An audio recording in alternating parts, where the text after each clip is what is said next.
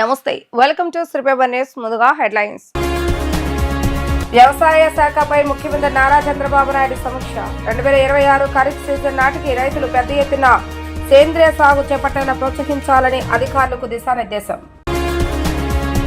కాకినాడలో పర్యటిస్తున్న ఉప ముఖ్యమంత్రి పవన్ కళ్యాణ్ 18 మంది మత్స్యకారులకు ఆర్థిక సహాయం అందజేసిన జనసేనాని.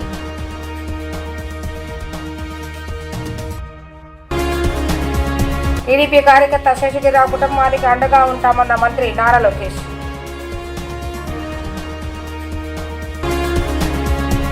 వ్యవసాయం, దాని అనుబంధ రంగాలపై ఆధారపడిన రైతులకు ప్రభుత్వ సేవలు అందజేయడంలో ఆర్ఎస్కేలే ప్రధాన పాత్ర పోషించాలని ముఖ్యమంత్రి చంద్రబాబు నాయుడు స్పష్టం చేశారు.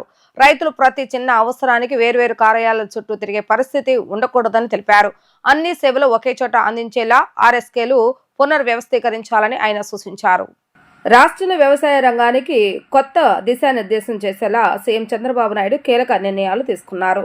రైతు సేవా కేంద్రాల స్వరూపాన్ని పూర్తిగా మార్చి వాటిని రైతులకు సమస్త సేవలు అందించే కీలక కేంద్రాలుగా తీర్చిదిద్దాలని అధికారులను ఆదేశించారు. సచివాలయంలో వ్యవసాయ శాఖ పనితీరుపై ఆయన ఉన్నత స్థాయి సమీక్ష నిర్వహించారు. ఈ సందర్భంగా చంద్రబాబు నాయుడు మాట్లాడుతూ రాష్ట్రంలో వ్యవసాయ ఉత్పాదకతను పెంచేందుకు భూసారాన్ని పరిరక్షించడం అత్యంత ముఖ్యమని పేర్కొన్నారు. భూమికి అవసరమైన పోషకాలను అందించి సారాన్ని పెంచడం ద్వారానే అధిక దిగుబడులు సాధ్యమవుతాయని తెలిపారు. భూసారంలో ఉన్న లోపాలను శాస్త్రీయంగా గుర్తించి వాటిని సరిదిద్దేందుకు తగిన ప్రణాళికలు సిద్ధం చేయాలని అధికారులకు దిశానిర్దేశం చేశారు. రాబోయే రోజుల్లో సేంద్రియ ప్రకృతి సేద్యానికి పెద్దపీట వేయాలని స్పష్టం చేశారు. 2026 ఖరీఫ్ సీజన్ నాటికి రైతులు పెద్ద ఎత్తున సేంద్రియ సాగు చేపట్టేలా ప్రోత్సహించాలని లక్ష్యంగా నిర్దేశించారు. రసాయన ఎరువుల వినియోగాన్ని తగ్గించడం వల్ల పర్యావరణానికి, రైతు ఆరోగ్యానికి ఆర్థికంగా కలిగే ప్రయోజనాలను క్షేత్రస్థాయిలో వివరించి వారిలో అవగాహన కల్పించాలని సూచించారు. ప్రభుత్వం అమలు చేయాలనుకుంటున్న ఏ మార్పైనా క్షేత్రస్థాయి సిబ్బందికి ముందుగా పూర్తి స్థాయిలో తెలిసి ఉండాలని, అప్పుడే ఆశించిన ఫలితాలు వస్తాయని ఆయన అభిప్రాయపడ్డారు. AP deputy CM Pawan Kalyan Kakinada collectorate కు చేరుకున్నారు. ఉప్పాడ ప్రాంతానికి చెందిన మత్స్యకార ప్రతినిధులు, అధికారులతో ఆయన సమావేశమయ్యారు. మత్స్యకారులతో పవన్ మాట్లాడుతూ వారి యొక్క సమస్యలు అడిగి తెలుసుకున్నారు. పరిశ్రమల వ్యర్థాలతో సముద్ర జలాలు కాలుష్యమయ్యాయని, దీంతో తమ ఉపాధికి నష్టం వాటిల్తుందని మత్స్యకారులు ఆయన దృష్టికి తీసుకువెళ్లారు. మత్స్య సంపద నాశనం అయిపోతుందని ఆందోళన వ్యక్తం చేశారు. ఈ సందర్భంగా మత్స్యకార కుటుంబాలకు చెందిన 18 మందికి 90 లక్షల ఆర్థిక సహాయాన్ని పవన్ కళ్యాణ్ అందజేశారు. చేపల వేటకు వెళ్లి ప్రమాదవశాత్తు చనిపోయిన వారి కుటుంబ సభ్యులకు 5 లక్షల రూపాయల చొప్పున చెక్కులను వారు అందజేశారు. టీడీపీ కార్యకర్తలకు ఏ కష్టం వచ్చినా అండగా ఉంటామని, మనమంతా ఒకే కుటుంబం అని ఐటీ విద్యాశాఖ మంత్రి నారా లోకేష్ తెలిపారు. ఎన్నికల సమయంలో వైసీపీ నేతల దాడికి గురై ఇటీవల గుండెపోటుతో మరణించిన పల్నాడు జిల్లాకు చెందిన టీడీపీ కార్యకర్త నంబూరి శేషగిరిరావు కుటుంబానికి పూర్తి భరోసా ఇచ్చారు. ఆ కుటుంబ బాధ్యతను తాను వ్యక్తిగతంగా తీసుకుంటున్నట్లుగా ఆయన ప్రకటించారు. ఉండవల్లిలోని తన నివాసంలో శేషగిరిరావు భార్య కృష్ణవేణి, వారి కుమారుడు, కుమార్తెతో లోకేష్ మాట్లాడారు. వారి యోగక్షేమాలను అడిగి తెలుసుకొని ధైర్యం చెప్పారు. తామంతా అండగా ఉంటామని, అధైర్యపడవద్దని సూచించారు. 2024 సార్వత్రిక ఎన్నికల సమయంలో మాచర్ల నియోజకవర్గంలోని పాల్వాయిగేట్ పోలింగ్ కేంద్రంలో అప్పటి వైసీపీ అభ్యర్థి పిన్నెల్లి రామకృష్ణారెడ్డి ఈవీఎంను ధ్వంసం చేయడానికి ప్రయత్నించారు. ఆ సమయంలో పోలింగ్ ఏజెంట్గా ఉన్న శేషగిరిరావు ఆయనను విరోచితంగా అడ్డుకున్నారు. ఈ క్రమంలో వైసీపీ కార్యకర్తల దాడిలో ఆయన గాయపడ్డారు. కాగా 2 నెలల క్రితం ఆయన గుండెపోటుతో కన్నుమూశారు. ఈ సందర్భంగా మంత్రి లోకేష్ మాట్లాడుతూ కష్టకాలంలో పార్టీకి అండగా నిలిచిన శేషగిరిరావు పోరాటం మా అందరికీ స్ఫూర్తిదాయకమని అన్నారు. కార్యకర్తలకు ఎలాంటి కష్టం వచ్చినా ఆదుకుంటామని, శేషగిరిరావు కుటుంబానికి ధైర్యం చెప్పడమే కాదు వారి బాధ్యతను నేను వ్యక్తిగతంగా తీసుకుంటానని ఆయన స్పష్టం చేశారు. నా పేరు నంబూరు కృష్ణవేణి అండి. మా భర్త పేరు నంబూరు శేషగిరిరావు గారు. 2 నెలల క్రితం గుండెపోటుతో మరణించారు. దానికి సార్ను కలిసామండి. మేము చాలా బాగా మాకు రెస్పాండ్ అయ్యారు. మేము మా కుటుంబానికి అండగా ఉండమని అడిగాము. ఖచ్చితంగా ఏ విధంగా సాయం చేస్తానని చెప్పారు. మా కుటుంబానికి అండగా ఉంటానని చెప్పారు. అంతేకాకుండా సార్ మమ్మల్ని అపాయింట్మెంట్ ఇచ్చింది కానివ్వండి, కలిసిన విధానం కానివ్వండి, నిజంగా చాలా ఉన్నతంగా ఆయన యొక్క వ్యక్తిత్వాన్ని గురించి చెప్పడం, చూడడం అనేది చాలా బాగా నచ్చింది సార్. మాకు పార్టీ గురించి చేసినందుకు నా భర్త నంబూరు శేషగిరిరావు గారి గురించి చాలాసార్లు అడిగారు. దానికి ఫలితంగా నా పిల్లలకి మాకు ఏదో ఒక దారి చూపిస్తామని చెప్పారు. పార్టీ అండగా ఉంటుందని చెప్పారు. అమరావతి అభివృద్ధితో పాటు రాజధానికి భూములు ఇచ్చిన రైతులు కూడా అభివృద్ధి చెందాలని ముఖ్యమంత్రి నారా చంద్రబాబు నాయుడు స్పష్టం చేశారు. భూములు ఇచ్చిన రైతులకు రిటర్నబుల్ ఫ్లాట్లను తక్షణమే ఇవ్వాలని సీఎం ఆదేశించారు. రాజధాని నిర్మాణ పనులు రీస్టార్ట్ చేశామని, రాజధాని కోసం భూములను త్యాగం చేసిన రైతులకే మొదటిగా రాజధాని అభివృద్ధి ఫలాలు అందాలని అన్నారు. కరకట్ట రోడ్డు విస్తరించాలని, 3 నెలల్లో రాజధాని నగరాన్ని ఓ రూపునకు తీసుకురావాలని సీఎం చెప్పారు. రాష్ట్ర సచివాలయంలో ముఖ్యమంత్రి అధ్యక్షతన 53వ సిఆర్డీ అథారిటీ సమావేశం నిన్న జరిగింది. మొత్తంగా 18 అంశాలపై అథారిటీ సమావేశంలో చర్చించారు. అమరావతిలో గవర్నర్ నివాసం, రాజ్భవన్ నిర్మాణానికి సిఆర్డీ అథారిటీ ఆమోదించింది. 212 కోట్ల వ్యయంతో రాజ్భవన్ నిర్మాణాన్ని చేపట్టనున్నారు. కృష్ణానది ఒడ్డున అమరావతి గవర్నమెంట్ కాంప్లెక్స్ నిర్మాణంలో భాగంగా రాజ్భవన్ నిర్మాణం జరగనుంది. రాజ్భవన్ నిర్మాణానికి సంబంధించిన డిజైన్ అద్భుతంగా ఉండాలని సీఎం సూచించారు. మంగళగిరి తాడేపల్లి మున్సిపల్ కార్పొరేషన్ పరిధిలో భూగర్భ డ్రైనేజీ నిర్మాణానికి 25% నిధులను సిఆర్డీ ఇచ్చేందుకు అథారిటీ ఆమోదం తెలిపింది. ఈ సందర్భంగా ముఖ్యమంత్రి నారా చంద్రబాబు నాయుడు మాట్లాడుతూ రాజధాని రైతులకు కౌలు చెల్లింపులోనూ ఎలాంటి జాప్యం జరగకూడదన్నారు. భూములిచ్చిన రైతులకు ఎక్కడ రిటర్నబుల్ ఫ్లాట్ ఇస్తామని చెప్పామో అక్కడే ఇవ్వాలని చెప్పారు. ఏ ఊళ్ళో భూములు ఇచ్చిన వారికి ఆ ఊళ్ళోనే ఫ్లాట్లు ఇస్తామని హామీ ఇచ్చాం. అలాగే అలాట్మెంట్ చేయాలన్నారు. రాజధాని నిర్మాణ పనుల్లో మరింత వేగం పెరగాలని, సెక్రటరియట్ టవర్లతో సహా ఇతర నిర్మాణాలను త్వరితగతిన పూర్తి చేయాలని కోరారు. వెస్ట్ బైపాస్ రోడ్డును వెంటనే ప్రారంభించేలాగా చర్యలు తీసుకోవాలని అన్నారు. ఏమైనా సాంకేతిక ఇబ్బందులుంటే వాటిని వెంటనే పరిష్కరించుకొని కాజా టోల్ గేట్ దగ్గర జాతీయ రహదారికి చేరువేయేలాగా ఉన్న రోడ్డు నిర్మాణ పనులను పూర్తి చేయాలని అన్నారు. ఖర్చు చేసే ప్రతి పైసా వివరాలను ప్రభుత్వ రంగ సంస్థలు శాసన వ్యవస్థకు సమాధానం చెప్పాల్సి ఉందని ప్రభుత్వ రంగ సంస్థల సంఘం చైర్మన్ కోన రవికుమార్ అన్నారు. రాష్ట్రంలో సుమారు 236 ప్రభుత్వ రంగ సంస్థలు ఉన్నాయని తెలిపారు. వీటి వార్షిక ఆదాయం, వ్యయాలు, ఆడిట్ ఖాతాలను పియూసీ అధ్యయనం చేస్తుందన్నారు. నగరంలోని కలెక్టరేట్ పింగళ వెంకయ్య సమావేశ మందిరంలో ప్రభుత్వ రంగ సంస్థల సంఘం చైర్మన్ కోన రవికుమార్ నిన్న 7 ప్రభుత్వ రంగ సంస్థల పనితీరుపై సమీక్షించారు. AP CPDCL, AP oil fed, AP greening and beautification కార్పొరేషన్ల నివేదికలపై కూలంకుషంగా చర్చించారు. ఏపీ సిపిడిసిఎల్కు ప్రభుత్వం ప్రజల నుంచి అందాల్సిన బకాయిల వివరాలను అడిగి తెలుసుకున్నారు. సెక్యూరిటీ డిపాజిట్ మొత్తాన్ని ఎందుకు తిరిగి చెల్లించడం లేదని, ఎక్కువ వసూలు చేసి తక్కువకి ఎలా ఇస్తారని చైర్మన్ ప్రశ్నించారు. కమిటీ సభ్యుడు వసంత కృష్ణప్రసాద్ మాట్లాడుతూ విద్యుత్ తీగలు తక్కువ ఎత్తులు ఉండటం వల్ల కొండూరు మండలంలో ఒకరు చనిపోయారని, ఇలాంటి వాటిపై దృష్టి పెట్టాలని సూచించారు. మరో సభ్యుడు బత్తుల ఆనందరావు మాట్లాడుతూ విద్యుత్ ప్రమాదాలు జరగకుండా అన్ని జాగ్రత్తలు తీసుకోవాలని కోరారు. సమావేశంలో ఆయన మాట్లాడుతూ రాష్ట్రంలో సుమారు 236 ప్రభుత్వ రంగ సంస్థలు ఉన్నాయని తెలిపారు. వీటి వార్షిక ఆదాయం, వ్యయాలు, ఆడిట్ ఖాతాలను పియూసీ అధ్యయనం చేస్తుందని అన్నారు. కొన్నేళ్లుగా ప్రభుత్వ రంగ సంస్థల సంఘం కాగితాలకే పరిమితమైందని అన్నారు. దీని గురించి సంస్థల ఉన్నతాధికారులకు అవగాహన ఉండటం లేదన్నారు. కొందరు అధికారులు ముందస్తు సమాచారం లేకుండా గైర్హాజరు కావడంపై ఆయన అసంతృప్తిని వ్యక్తం చేశారు. ఈరోజు public undertaking committee on public undertakings అంటే ఈ రాష్ట్రంలో సుమారు 236 పబ్లిక్ అండర్టేకింగ్ కంపెనీస్ ఉన్నాయి. దీని అన్నీ కూడా పబ్లిక్ సెక్టర్ అంటారు. అట్లానే సొసైటీ రిజిస్ట్రేషన్ బేస్డ్ కూడా కొన్ని ఉంటాయి. ఇవన్నీ కలిపి 236 ఉన్నాయి. ఈ committee assembly is the bigger house, PUC committee is a small house. అంటే దీనికి ఒక చైర్మన్ గారు, అట్లానే 12 మంది సభ్యులు ఉంటారు. ఏదైతే అసెంబ్లీలో ప్రతిదీ కూడా హౌస్ ఈ రాష్ట్రంలో జరిగేటటువంటి డిపార్ట్మెంట్స్లో కానీ పబ్లిక్ సెక్టర్లో జరిగేటటువంటి ప్రతి పైసా కూడా హానరబుల్ హౌస్ అప్రూవల్ కావాలి, హానరబుల్ హౌస్కి తెలియపరచాలి. అసెంబ్లీలో తెలిసినటువంటి అంశాలని కూలంకషంగా చర్చించడానికి అసెంబ్లీలో సమయం సరిపోదు కాబట్టి కాన్స్టిట్యూషన్ ప్రకారం, రాజ్యాంగం ప్రకారం అసెంబ్లీలోనే ఫైనాన్స్ కమిటీస్ అని చెప్పి 3 ఉంటాయి. అందులో public accounts committee, estimates committee, committee on public undertakings, ఈ 3 ఉంటాయి. ఈ 3 కూడా స్టాట్యూటరీ కమిటీస్. ఇక్కడ మాకు అర్థమైంది కొంతమంది అధికారులు చాలా లీనియర్ వేలో ఉన్నారు, లీనియంట్ వ్యూలో ఉన్నారు. అంటే వాళ్ళకి ఎవరికి కూడా అర్థం కాల. 16 సంవత్సరాల నుంచి కమిటీస్ ఫంక్షన్లో లేవు. రాష్ట్ర విభజన సమస్య ప్రారంభం నుంచి కూడా నేటి వరకు ఈ కమిటీ కాగితాల మీద ఉన్నాయి తప్ప ఫంక్షన్లో లేవు.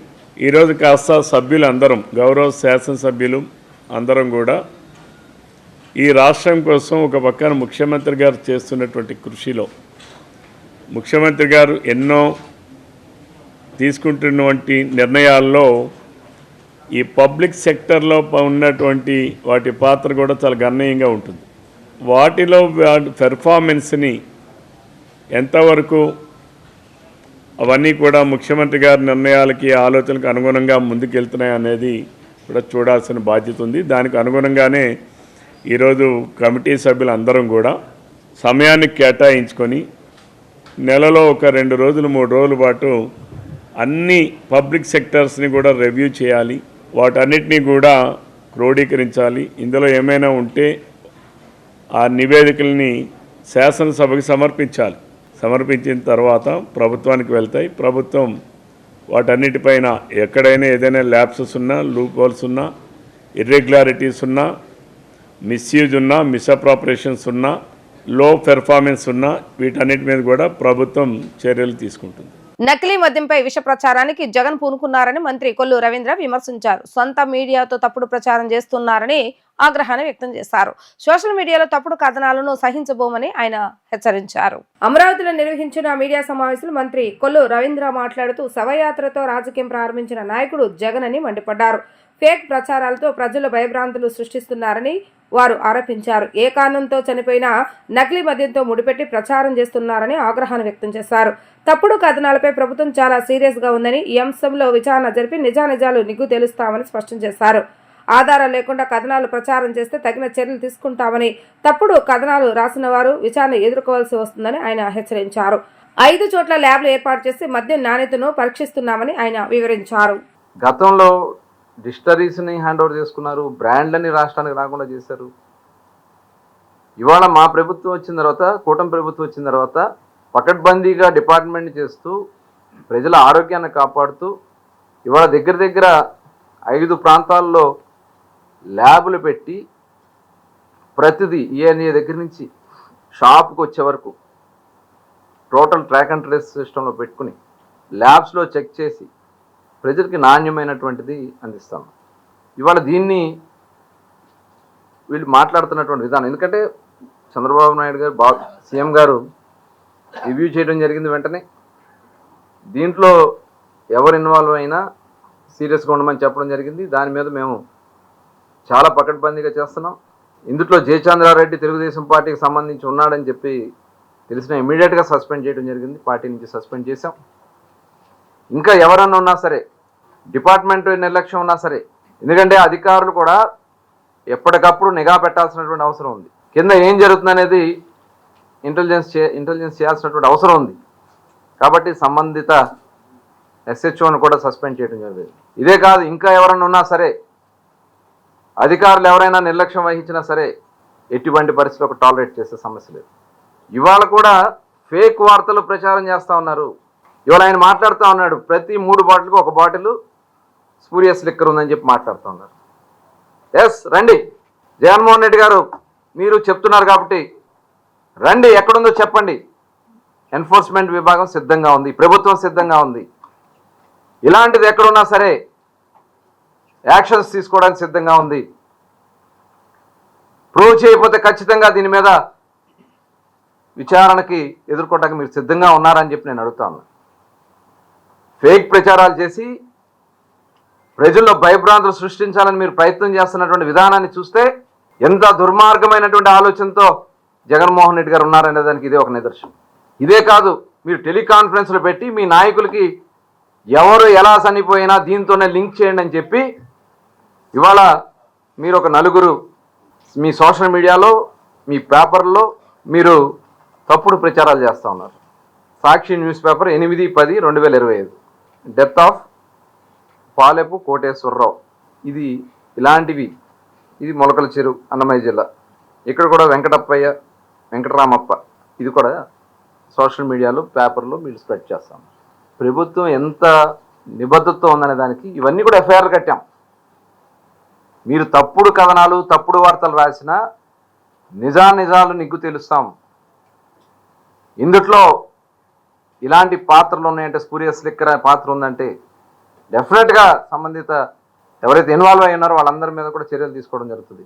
ఇవాళ ఇలాంటివి తప్పుడు కథనాలు, తప్పుడు వార్తలు రాసే మటుకి ప్రభుత్వం కూడా సీరియస్గా ఉంటుంది. ఎవరైతే ఇలాంటి స్ప్రెడ్ చేస్తూ ఉన్నారో వాళ్ళకి తప్పకుండా డిపార్ట్మెంట్ పరంగా మేము అడుగుతాం. వాళ్ళని మీకున్నటువంటి ఆధారాలు ఏంటో చూపించమని మేము అడుగుతాం.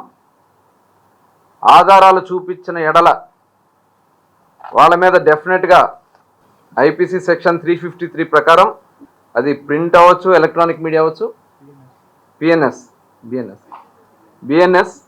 353 ప్రకారం తప్పుదారి పట్టిస్తాం. ప్రజల్ని తప్పుదారి పట్టించి అల్లర్లు సృష్టించడానికి ప్రయత్నం చేసిన దాని కింద విచారణ ఎదుర్కోవడానికి సిద్ధంగా ఉండాలి. అలాగే 356 ప్రభుత్వాన్ని ప్రతిష్టని ఇబ్బంది పెట్టే పరిస్థితి చేయడానికి చేస్తున్నారు కాబట్టి దాని మీద కూడా 356 కూడా మేము సెక్షన్స్ ఉన్నాయి. ఇంకా అదర్ సెక్షన్స్ కూడా చాలా ఉన్నాయి.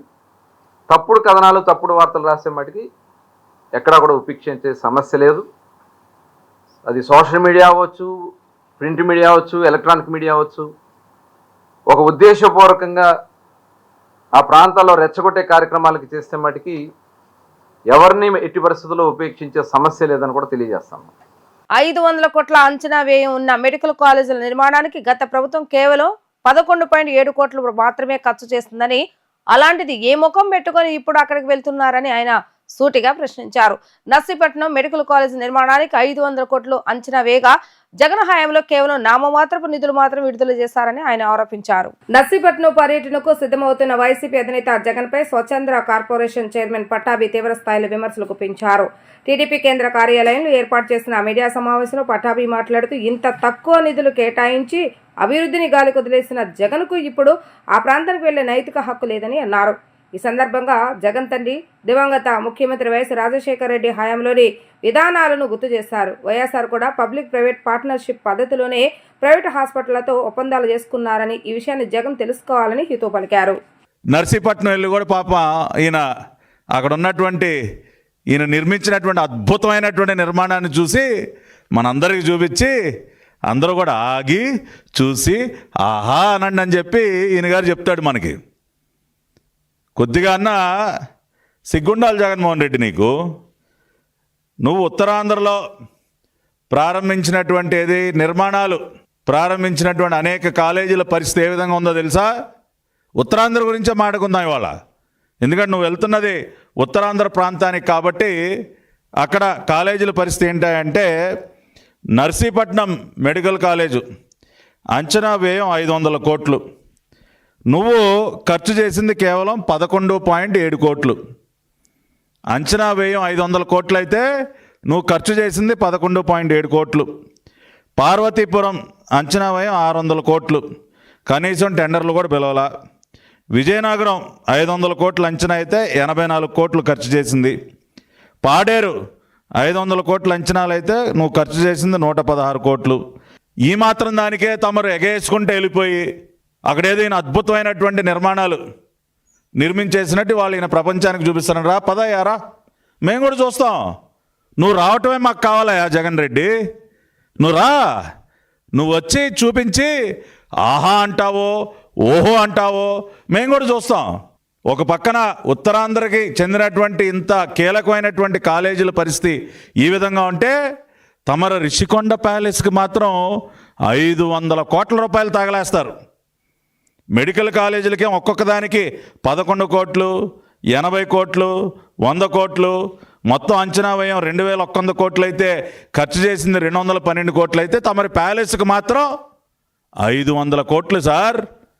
అద్భుతమైనటువంటి హంగులు చూడండి. అబ్బబ్బబ్బో ఓహో ఇదేనా? ఏమయ్యా జగన్ రెడ్డి, ఆగి చూసి ఆహా దీనికోసం అనాలా? 500 కోట్ల రూపాయల అంచనాకి 11 కోట్లు కదా నువ్వు ఖర్చు పెట్టిన, అందుకనే ఇంత అద్భుతమైనటువంటి నిర్మాణాలు మనకు కనపడుతూ ఉన్నాయా?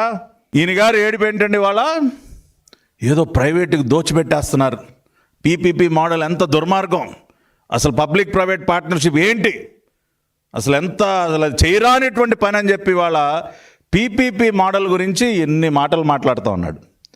ఇవాళ దానికి సంబంధించి ఆయన గారు ఏం చేశారో ఆయన ముఖ్యమంత్రిగా ఉన్నప్పుడు ఇవాళ ఇదిగోండి విత్ ఎవిడెన్స్ నేను చూపించదలుచుకున్నా.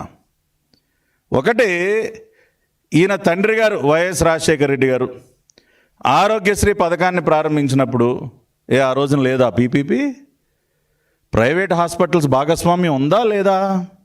Is it not public private partnership? ఆ రోజున నీ తండ్రి చేసింది కూడా తప్పని అంటావు నువ్వు. ఏమే జగన్మోహన్ రెడ్డి, తప్పని చెప్తావా? నా తండ్రి చేయరానటువంటి పాపం చేశాడని చెప్తావా? రెండోది, తమరు ముఖ్యమంత్రిగా ఉన్నప్పుడు రాష్ట్ర వ్యాప్తంగా 16 మెడికల్ హబ్బులు పీపీపీ మోడల్లో అని చెప్పి ఇదిగో తమరు పిలిచినటువంటి tender presentation for investors development of multi speciality hospitals at 13 locations in Andhra Pradesh. 13 ఉమ్మడి జిల్లాల్లో 13, 3 కార్పొరేషన్లు విజయవాడ, తిరుపతి, రాజమండ్రి, ఇంకో 3 కార్పొరేషన్లు కలిపి 16 లొకేషన్స్లో ఇదిగోండి ఆ దిక్కుమాల నవ్వోటి ఆ బొమ్మ వేసుకుని ఈయన గారు పీపీపీ మోడల్లో ఇన్వెస్టర్స్కి పిలుపు రండి నిర్మిద్దాం అని చెప్పి సూపర్ స్పెషాలిటీ హాస్పిటల్స్ ఏపీఐసి ద్వారా ఈయన గారు పిలిచినటువంటి టెండర్ డాక్యుమెంట్ చూపిస్తా ఉన్నా. వాట్ పేటిఎం డాక్స్ చూస్తున్నారా? Andhra Pradesh industrial infrastructure corporation limited APIIC request for proposal selection of developer for development of operation of multi speciality hospitals. ఇది విజయవాడకి సంబంధించినటువంటి డాక్యుమెంట్. ఇది at least 100 crore investment in the project needs to be committed in the business proposal. ఏంటి జగన్మోహన్ రెడ్డి గారు అసలు PPP అంటే ఏంటో తెలియనట్టు మాట్లాడుతూ ఉన్నారు మీరు. 2021-22లో సార్ మీరు పిలిచినటువంటి టెండర్ ఇది. పీపీపీ మోడల్లో రాష్ట్రంలో 16 మెడికల్ హబ్బులు నిర్మించడం కోసం తమరు పిలిచినటువంటి టెండర్ డాక్యుమెంట్ సార్. ఇవాళ ఏంటి అపరిచితుల్లాగా చాలా గొప్పగా నటిస్తూ ఉన్నారు. అసలు పీపీపీ అంటే ఏంటో తెలియదు, పీపీపీ అంటే పాపం, ఘోరం, నేరం అని చాలా మాట్లాడుతున్నారు ఏంటి సార్? దీనికి ఏం సమాధానం చెప్తారు మీరు? అంటే మీరు చేస్తేనే అది ఒక గొప్ప పని, ఇంకెవరు చేసినా అది చాలా నేరం, ఘోరం, పాపమా? కూటమి ప్రభుత్వంపై అక్కస్తో జగన్ రెడ్డి టీడీపీ పాలిట్ బ్యూరో సభ్యులు వర్ల రామయ్య అన్నారు. రాజ్యాంగం ప్రకారం ఎన్నికైన కూటమి ప్రభుత్వాన్ని జగన్ అస్థిరపరచాలని చూస్తున్నారని మండిపడ్డారు. నదిలో కొట్టుకుపోయిన వ్యక్తి ఊత సాయంతో ఎలా బయటపడాలని చూస్తున్నాడో జగన్ రెడ్డి తీరు కూడా అలాగే ఉందని ఎద్దేవా చేశారు. దళిత వర్గాలపై ఆయనకు ఎలాంటి ప్రేమ లేదన్నారు. దళిత వర్గాలను మభ్యపెట్టాలని చూస్తున్నారని, ఓసారి సక్సెస్ అయ్యి మరోసారి బొక్కబోర్లా పడ్డారని అన్నారు. అంబేద్కర్ పై జగన్ రెడ్డికు అసలు ప్రేమే లేదని అన్నారు. అంత ప్రేమే ఉంటే 400 కోట్లు ఖర్చు చేసి విజయవాడలో అంబేద్కర్ విగ్రహం ఏర్పాటు చేసిన వైసీపీ ప్రభుత్వం తాడేపల్లి ఇంట్లో ఉండి జగన్ రెడ్డి ఆ విగ్రహాన్ని ప్రారంభిస్తున్నారా అని ప్రశ్నించారు. పోలీస్ స్టేషన్లో దళితులకు శిరోమండనం చేస్తే ఏం చేశారంటూ నిలదీశారు. ప్రతిపక్ష హోదా కూడా దక్కని ప్రత్యర్థి పార్టీ నాయకుడు ఆయన ఎప్పుడైతే చంద్రబాబు గారి నాయకత్వంలో కూటమి ప్రభుత్వం ఏర్పాటైందో ఆనాటి నుండి కూడా మనిషి ఒక రకమైన ఈర్ష్య, ఒక రకమైన ఆక్రోశం, ఒక రకమైన పగ, ఒక రకమైన ప్రతీకార జ్వాల, ఇంగ్లీష్లో చెప్పిన ఒక ఫ్రస్ట్రేషన్తో ఉన్నాడు మనిషి. చట్టబద్ధంగా ఎంపిక కాబడిన ప్రభుత్వం 5 సంవత్సరాలు అధికారంలో ఉంటుందన్న విషయాన్ని మర్చిపోయాడు ఆయన. పగ, కక్ష, ఈర్ష్య, ద్వేషాలతో ఉండే ఒక ఫ్యాక్షనిస్ట్ ఎలా ఉంటాడో అలా ఉంది జగన్మోహన్ రెడ్డి గారి వ్యవహార శైలి. తాను ఓటమి పాలైన దగ్గర నుంచి కూడా ఏదో రకంగా ఎన్నికైన ప్రభుత్వాన్ని, చట్టబద్ధంగా రాజ్యాంగబద్ధంగా ఎంపికైన ప్రభుత్వాన్ని, ఎన్నికైన ప్రభుత్వాన్ని అస్థిరపరచాలని ప్రయత్నం చేస్తున్నాడన్న. అస్థిరపరచాలని ఎక్కడ అవకాశం దొరికినా, నదిలో కొట్టుకుపోయే వ్యక్తి ఏ రకంగా చిన్న కర్ర దొరికినా, ఆకు దొరికినా, ఏది దొరికినా కూడా దాన్ని పట్టుకొని బయటపడి బ్రతకాలని చూస్తాడో, ఒడ్డుకు చేరాలని చూస్తాడో ఆ రకంగా ఉంది జగన్మోహన్ రెడ్డి గారి వ్యవహార శైలి. ఆయనకి పాపం దళిత వర్గాల మీద, అట్టడుగు వర్గాల మీద ఆట్టే ప్రేమేం లేదు, అది అందరికీ తెలుసు.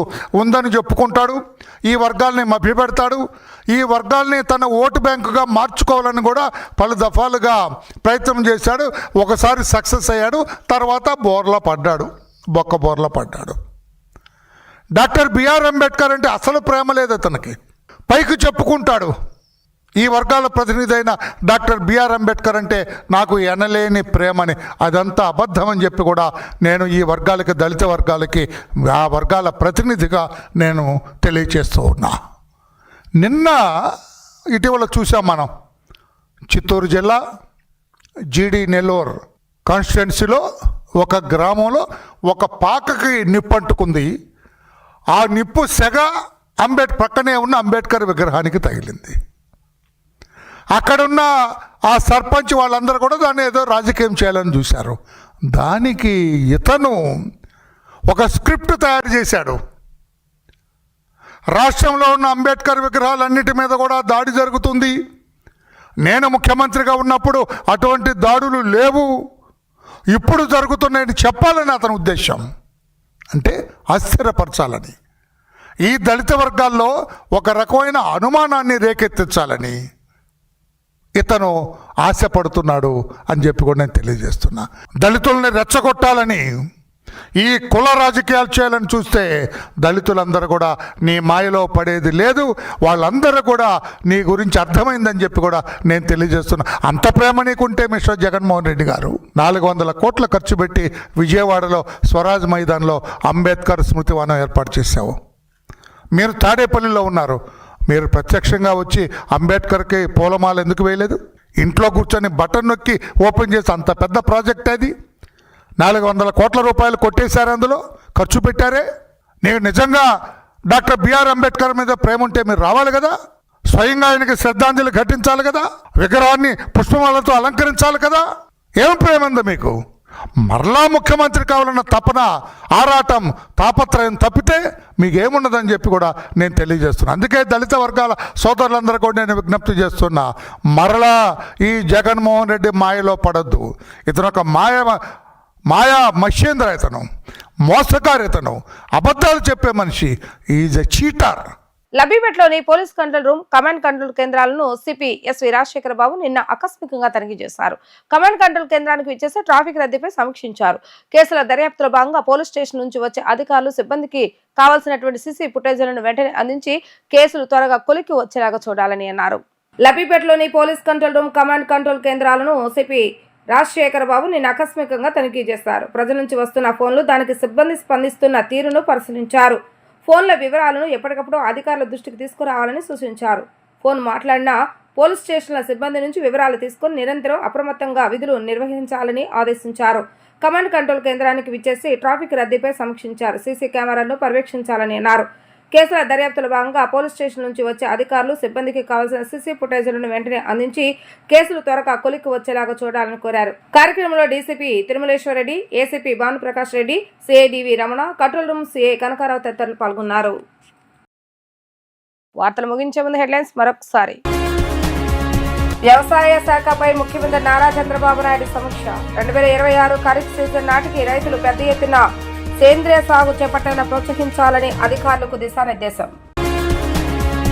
కాకినాడలో పర్యటిస్తున్న ఉప ముఖ్యమంత్రి పవన్ కళ్యాణ్ 18 మంది మత్స్యకారులకు ఆర్థిక సహాయం అందజేసిన జనసేనాని.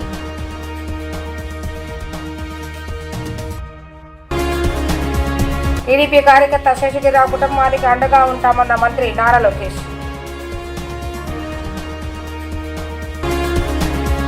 ఇవి ఈ రోజు వార్తా విశేషాలు. మరలా తిరిగి ప్రసారమయ్యే వార్తలు మళ్ళీ కలుద్దాం. అంతవరకు సెలవు, నమస్కారం.